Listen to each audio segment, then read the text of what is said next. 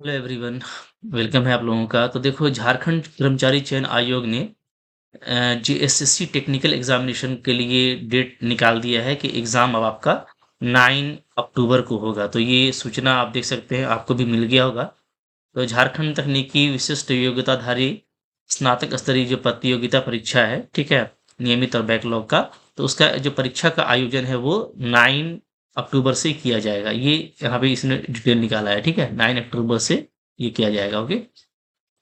तो इसके लिए जो अभ्यर्थियों को परीक्षा की तिथि एवं परीक्षा केंद्र का जिला शहर की सूचना, मतलब कहाँ उनका सेंटर होगा और अ, उनके अकॉर्डिंग एग्ज़ाम किस-किस दिन होगा, तो ये उनको 26 सितंबर से एसएमएस और उनके ईमेल आईडी पे ये दे दिया जाएगा।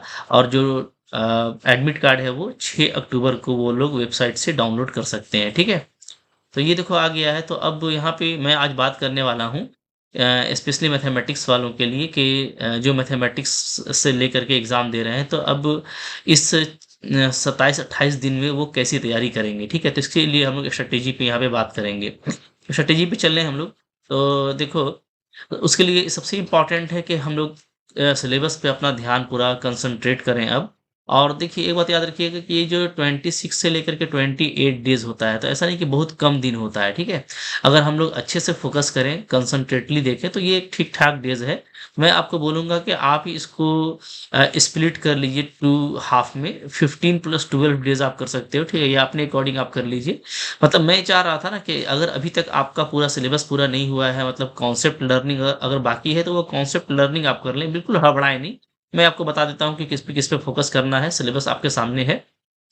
और फिर ये जो 12 डेज़ होगा, ये आपका टेस्ट सीरीज़ का होगा। जितना आप टेस्ट लगाएँगे ना, जितना आप क्वेश्चन करेंगे, जितनी आपकी प्रैक्टिस रहेगी, उतना आपका अच्छा मार्क्स आएगा। तो इसको 2 पार्ट में स्प्लिट कर लेना है, ठीक है?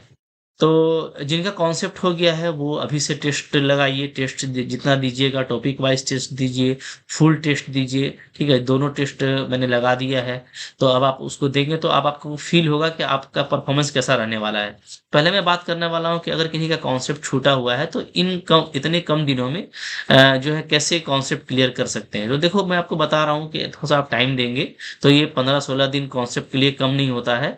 तो कॉन्सेप्ट में भी आपको किस पे ध्यान देना है, तो यहाँ पे ये जो पूरा सिलेबस है, पहले भी मैंने आपको दिखाया, सिलेबस आपने देखा है। तो इस सिलेबस में जो मैं खास फोकस करूँगा सबसे पहले सेट थ्योरी पे, ठीक है?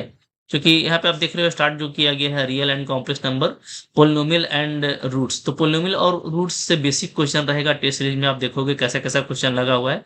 यहाँ पे जो एलिमेंट्स ऑफ सेट थ्योरी है, ये इंपॉर्टेंट है। डी मॉर्गन्स लॉ वगैरह पे मत जाइएगा, ये बस लिख दिया जाता है। एक्चुअली सेट थ्योरी से आपका ठीक-ठाक क्वेश्चन यहाँ पे रहेगा। और सेट थ्योरी का क्वेश्चन जल्दी बन जाता है, तो इसलिए मैं सेट्स जो बेसिक सेट्स है 11th स्टैंडर्ड का, उसको ही मैं देखने के लिए बोल रहा हूँ। उसको आप अच्छे से देख लो, ठीक है? उसमें भी कुछ-कुछ क्वेश्चंस काफ़ी अच्छे होते हैं। मैपिंग वगैरह का क्वेश्चन भी होता है, वो भी आपको देख लेना है। और एक जो प्रॉब्लम होता है जिसमें कि अलजेब्रा अप्लाई किया जाता है सेट्स का, number of element in sets find out करने के लिए, उसको भी आपको देखना है, वेन डायग्राम वगैरह भी देख लेना है, ठीक है? उसके बाद नंबर 2 में यहाँ पे आता है हमारा लीनियर अलजेब्रा। लीनियर अलजेब्रा में स्पेशली यहाँ पे मैट्रिसेस की मैं बात करूँगा, क्योंकि यहाँ पे आपको मैट्रिसेस के बारे में दिया है। लीनियर अलजेब्रा में आपको बस वेक्टर स्पेस के बारे में कुछ बेसिक क्वेश्चन आ सकता है, उसमें लीनियर डिपेंडेंस के बारे में, ठीक है? Using matrix. तो यहाँ पे जो matrix addition and multiplication and rank of matrix, determinant, inverse of matrix, solution of system of linear equations, ये जो पूरा दिया है, तो ये बहुत ही इंपॉर्टेंट जोन हो जा रहा है कि मैट्रिसेस से आपका ठीक-ठाक क्वेश्चन आने वाला है। और अभी तक जो मैंने आपको ये अंडरलाइन किया है, तो वेक्टर स्पेस, लीनियर इंडिपेंडेंस को छोड़ करके बाकी चीज़ें आप 12th क्लास में पढ़ चुके हो। एडिशन, मल्टीप्लिकेशन, हाँ, रैंक ऑफ मैट्रिक्स ये बीएससी का पोर्शन है। तो इसके बहुत सारे क्वेश्चंस मैंने टेस्ट में भी लगाए हैं, आपको समझाया भी है वीडियो लेक्चर में। तो रैंक ऑफ मैट्रिक्स को आप अच्छे से देख लीजिएगा, पक्का क्वेश्चन आएगा। डिटरमिनेंट, इनवर्स ऑफ मैट्रिक्स से पक्का क्वेश्चन आएगा। साइमल्टेनियस सॉल्यूशन ऑफ इक्वेशन से भी पक्का क्वेश्चन आएगा। इसी में फिर आगे बढ़ेंगे तो कैरेक्टरिस्टिक रूट है, यानी आइगन वैल्यू, आइगन वेक्टर है, ठीक है? तो ये आपको पक्का देख लेना है, तो ये इंपॉर्टेंट चीज़ है। तो एक लीनियर अलजेब्रा प्लस मैट्रिसेस कह लो, और मैट्रिसेस में ये जो चीज़ें मैंने अंडरलाइन की है, ये आपको देख लेना है, ठीक है? तो कन्वर्जेंसी ऑफ इनफाइनाइट सीरीज और सीक्वेंस मैं अभी देखने का सलाह नहीं दूंगा। हाँ, जिनका देखा हुआ है उनके लिए ठीक है, और अगर आप देख सकते हैं तो 1 से 2 दिन में आप पूरा भी कर लेंगे। हालांकि इसका अलग से पूरा टेस्ट सीरीज भी लगा हुआ है, वो भी आप देख सकते हो, ठीक है? और इसका क्वेश्चन भी बहुत मुश्किल नहीं होता है, बट अभी मैं बस जस्ट इम्पोर्टेंट चीज़ों को फ़ोकस कर रहा हूँ, इसको मैं स्किप कर रहा हूँ, ठीक है? नंबर 3 में मैं आ रहा हूँ two dimensional geometry. Two dimensional geometry यानी straight lines, circle and other conics like parabola, ellipse और हाइपरबोला। जैसा कि यहाँ पे आप देख रहे हैं, line, circle, parabola, ellipse, hyperbola. बस थोड़ा-सा में ये खत्म ज़रूर हो गया है, लेकिन इससे ठीक-ठाक क्वेश्चन यहाँ पे रहेगा और आपसे एग्ज़ाम में बनेगा भी, तो इसको आप अच्छे से रिकॉल कर लीजिए, ठीक है, इन दिनों में। नंबर 4 में कैलकुलस। कैलकुलस का 2 पार्ट होगा, एक होगा हमारे पास में डिफरेंशियल कैलकुलस और दूसरा होगा हमारे पास में इंटीग्रल कैलकुलस। तो डिफरेंशियल कैलकुलस में लिमिट डिफरेंशिएशन जो 12th लेवल का है वो आप देख लेना। ये टेलर्स मैक्लॉरिन्स पे उतना मत जाइएगा, ये उतना इम्पोर्टेंट नहीं है। Differentiation, limits, continuity of function of single variable, maxima, minima, ये सब आप देख लेना। इंटरमीडिएट फॉर्म ये सारा मैंने आपको बताया है। थोड़ा-सा बीएससी लेवल पे कार्वेचर, असिम्प्टोट्स, ठीक है? ये आप देख लेना, ये इम्पोर्टेंट है। तो ये चीज़ें आपको यहाँ पे ज़रूर से देख लेनी है। फिर पार्शियल डिफरेंशिएशन और होमोजेनियस फंक्शन, ठीक है? जिसमें जो यूलर थ्योरम का यूज़ होता है, ये आप देख लीजिएगा। जो मैं बस अंडरलाइन कर रहा हूँ, इससे ज़्यादा क्वेश्चन आएगा। बाकी से देखो 1-2% क्वेश्चन आएगा, उसके पीछे लगा नहीं जाता है। मैं स्ट्रैटेजी की बात कर रहा हूँ कि कम दिनों में आपको किस तरीके से अपने आप को प्रिपेयर करना है। तो सेट्स पढ़ना है, लीनियर अलजेब्रा और मैट्रिसेस पढ़ना है। टू डायमेंशनल ज्योमेट्री में lines, circles and other conics, parabola, hyperbola, ellipse पढ़ना है। डिफरेंशियल कैलकुलस पढ़ना है, ठीक है? ये हो गया। और जो इसके बाद जो सेकंड पैरा है उसमें से आपका आ जाएगा इंटीग्रल कैलकुलस। बुक नंबर 5 जो हमारा होगा वो वहाँ पे यहाँ वो क्या होगा, वो होगा इंटीग्रल कैलकुलस, ठीक है? तो इंटीग्रल कैलकुलस में इंटीग्रेशन जो 12 लेवल पे डिफरेंट मेथड से किया जाता है, standard form, simple definite integral, उसके प्रॉपर्टी के साथ में डबल इंटीग्रल से बहुत ज़्यादा क्वेश्चन नहीं आएगा, ठीक है? कुछ सिंपल क्वेश्चंस एरिया के आ सकते हैं, ठीक है? Change of order of integration, इसको भी आपको देख लेना है, and gamma beta function. Application of double integral में याद रखिए फाइंड एरिया जो है ना, मैं आपको बता रहा हूँ कि सिंगल इंटीग्रेशन का यूज़ करके जो हम लोग एप्लीकेशन ऑफ इंटीग्रल पढ़ते हैं 12th क्लास में, वहाँ से भी क्वेश्चन आएगा। तो आपको ये इंटीग्रल कैलकुलस आपको देख लेना है, ठीक है? And lastly differential equation. Differential equation is very important. Differential equation में आप जैसा देख रहे हो, ordinary differential equation of first order, exact and Bernoulli differential equation, equation reducible to exact form. देखो लिखने के लिए बहुत कुछ लिख दिया है, लेकिन जो इंपॉर्टेंट है मैं आपको उसकी तरफ बता रहा हूँ कि 12 लेवल पे जो फॉर्मेशन ऑफ डिफरेंशियल इक्वेशन है, order and degree of differential equation है, एग्जैक्ट डिफरेंशियल इक्वेशन है, लीनियर डिफरेंशियल इक्वेशन और होमोजेनियस डिफरेंशियल इक्वेशन है, उसको आपको बहुत अच्छे से देख लेना है। और मैंने वही सब प्रैक्टिस कराया है, देखना वही सब क्वेश्चन आएगा। तो मेरी बातों को आपको लेके चलना है, डाइवर्ट नहीं होना है। डाइवर्ट होने का टाइम अभी नहीं है, बिल्कुल कंसंट्रेटेड होकर के जो मैं बता रहा हूँ उस पे आप काम कीजिए, ठीक है? फिर जो हम लोग बीएससी लेवल पे पढ़ते थे, method of finding complementary function and particular integral, वो वाला वो वाला जो कुछ क्वेश्चंस है जो मैंने आपको कराया भी है कोर्स में। ये सारे मैंने आपको कोर्स में दिए हुए हैं। तो अगर आपने मेरा कोर्स लिया हुआ है ना, तो वहाँ से आप जा करके इन सब चीज़ों को अब बस रिकॉल कर लो, एक-एक बार देख लो। इसमें आपको ज़्यादा टाइम नहीं लगेगा, 10 से 15 दिन में आप रेडी हो जाएँगे, ठीक है? तो अगर आप रेडी हैं तो आप टेस्ट सीरीज़ के लिए रेडी हो जाइए, और रेडी नहीं है तो इन सारों को कर लीजिए। कैलकुलस ऑफ फाइनाइट डिफरेंस से 1-2 क्वेश्चन आएगा, बहुत ज़्यादा परेशान होने की ज़रूरत नहीं है। मोस्टली अगर आपको एग्ज़ाम क्लियर करना है, तो मैंने ये जो 6 टॉपिक आपको बता दिया है, ये 6 टॉपिक पे आपको फोकस करना है। सेट्स पढ़ना है आपको, लीनियर अलजेब्रा मैट्रिसेस के साथ में पढ़ना है, टू डायमेंशनल ज्योमेट्री को देखना है, डिफरेंशियल कैलकुलस, इंटीग्रल कैलकुलस को देखना है और डिफरेंशियल इक्वेशन को देखना है। मोस्टली यहाँ पे कह सकते हो 80% आपको 70% आपको कैलकुलस को देखना है, और उसमें फिर मैट्रिसेस और लीनियर अलजेब्रा को देखना है। तो बहुत बड़ा सिलेबस नहीं है, और यही सिलेबस है। बहुत सारे बच्चे कंफ्यूज होते हैं अभी भी कि सर ये सिलेबस नहीं, ये वेबसाइट में ये सिलेबस अपडेट हुआ था, यही अपडेटेड सिलेबस है। आप इसी के अकॉर्डिंग अपना तैयारी कीजिए, ठीक है? और जिसका तैयारी हो गया है ना, मैं उसको बोलूँगा कि अब आप चले जाओ, आपका टेस्ट का टाइम आ गया है, ठीक है? 350 में ये मेरे जो है एप्लीकेशन पे ये टेस्ट सीरीज़ लगा हुआ है।